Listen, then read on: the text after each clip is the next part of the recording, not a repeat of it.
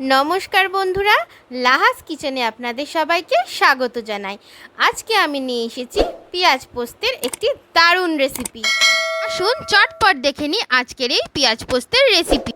প্রথমে আমি কড়াই গরম করে তাতে দিয়ে দেব 2 চামচ পরিমাণে সর্ষের তেল। তেল ভালোভাবে গরম হয়ে গেলে আমি দিয়ে দেব আগে থেকে কুচিয়ে রাখা পেঁয়াজ আর কয়েকটা কাঁচা লঙ্কার টুকরো। পেঁয়াজ আর কাঁচা লঙ্কা কিন্তু খুব ভালো করে লাল লাল করে ভেজে নিতে হবে।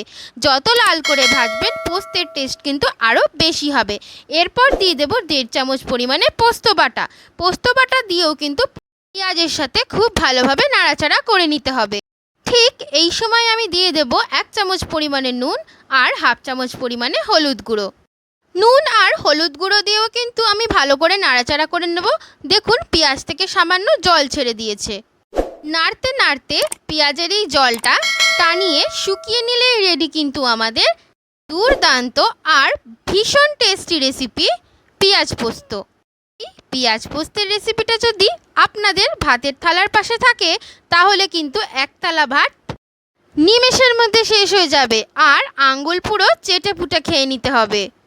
এই রকম আরও দুর্দান্ত রেসিপি দেখার জন্য কিন্তু আমার চ্যানেল লাহাস কিচেনকে অবশ্যই সাবস্ক্রাইব করে রাখতে হবে আর এই ছোট্ট পরিবারের সদস্য হয়ে যেতে হবে। আর আজকে আমার পেঁয়াজ পোস্তের রেসিপিটা যদি ভালো লেগে থাকে অবশ্যই কিন্তু ভিডিওটাতে লাইক, কমেন্ট এবং শেয়ার করে দেবেন। দেখা হচ্ছে কিন্তু আরেকটি নতুন ভিডিও নিয়ে। সবাই কিন্তু খুব ভালো থাকবেন আর সুস্থ থাকবেন। টাটা।